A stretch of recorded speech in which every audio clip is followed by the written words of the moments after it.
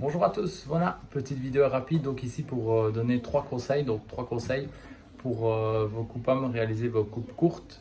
Et qu'est-ce qui est le plus important? Bon, il y a plein de choses qui sont importantes, il n'y a pas que ces trois choses-là, il y a beaucoup de choses qui sont importantes dans une coupe homme, mais il y a quand même trois choses, voilà, les plus importantes. Après, bon, il y en a 4, 5, 6, il y en a au moins 10 des choses importantes. Mais ça, vous pourrez le voir si vous êtes intéressé, vous cliquerez une fois sur un lien qui se trouve quelque part, vous accéderez à mes formations.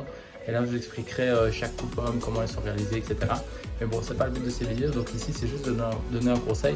Quelles sont les trois choses les plus importantes selon moi dans une coupe homme? Donc la première chose, la chose la plus importante chez moi, c'est toujours que le client sache surcoiffer très facilement. Donc pensez que lui, après, il faut qu'il soit aussi beau que quand il sort de chez vous. Tout le temps, il faut qu'il soit aussi bien coiffé quand il sort de chez vous. Et à la maison, ça doit être pareil. La première chose, c'est que le client se recoiffe super facilement à la maison.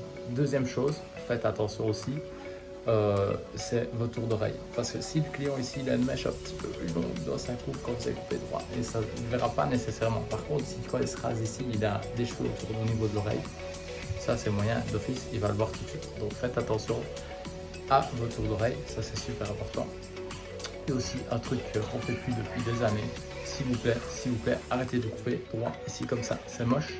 Après 3 jours, le client il a des poils qui repoussent, ça va pas. Faites plus dégradé, quelque chose de correct ici dans la nuque. Donc ça c'est le troisième conseil, quelque chose de bon fondu dans la nuque s'il a les cheveux courts, de manière à ce que le client soit tranquille au moins pendant 15 jours avec sa nuque, enfin au moins 10 jours ou 15 jours, pour pouvoir se raser la nuque tous les 3 jours parce qu'on l'a rasé tout droit. Donc voilà, il y a encore beaucoup de conseils. Comme je dis, je voulais pas vous prendre trop de temps, donc on va essayer de faire une vidéo de 2-3 minutes, donc c'est pour ça que j'essaie d'aller vite.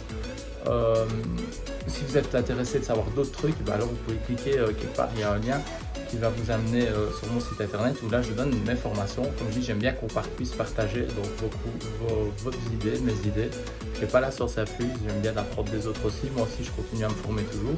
Et ce que j'aime bien c'est apprendre mon savoir aux autres, à mes équipes, et aussi voilà, pourquoi pas partager aussi avec d'autres coiffeurs comme vous. Donc si cette vidéo vous a plu, n'hésitez pas à mettre un petit pouce bleu pour dire ouais c'était pas mal.